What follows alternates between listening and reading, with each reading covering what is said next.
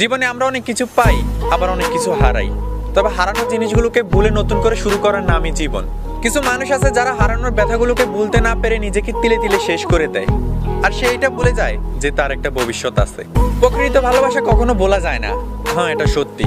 তবে এটা থেকে শিক্ষা নিয়ে নিজের ভুলগুলোকে শুধরে নেওয়াটাই হচ্ছে প্রকৃত জীবন। জীবনের জন্য ভালোবাসা প্রয়োজন, তবে কখনো কখনো জীবনের জন্য ভালোবাসাকেও বিসর্জন দিতে হয়।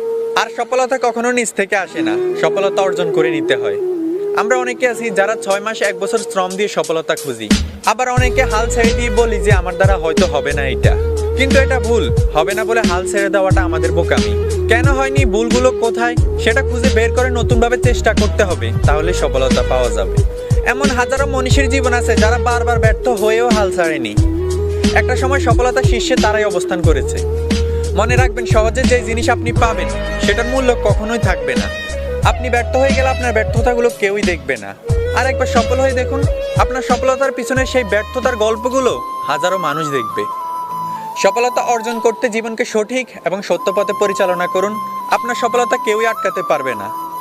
আর এই জীবনে কখনো পিছিয়ে যাবেন না, কারণ টিকিট নেওয়ার সময় সিরিয়ালের সর্বশেষ ব্যক্তিটিরও একসময় টিকিট মিলে যায়। জীবনে অনেক বাধা আসবে, অনেক বিপদ আসবে, এই সব কিছুকে পেরিয়ে স্বপ্ন পূরণ করার নামই হচ্ছে জীবন। মনে রাখবেন, আগুনকে যে ভয় পায় সে কখনোই আগুনকে ব্যবহার করতে পারে না। ঠিক তেমনি যারা এই সমাজের মুখোশধারী মানুষদেরকে ভয় পায় তারা কখনোই নিজের লক্ষ্যে পৌঁছাতে পারে না। তাই এখনই পা বাড়ান আপনার স্বপ্নের দিকে। মুখোশধারী মানুষদেরকে ভয় পাওয়ার কিছুই নেই, কারণ এরা মানুষের পিছনে কথা বলে, আর এরা সারা জীবন মানুষের পিছনেই থাকে।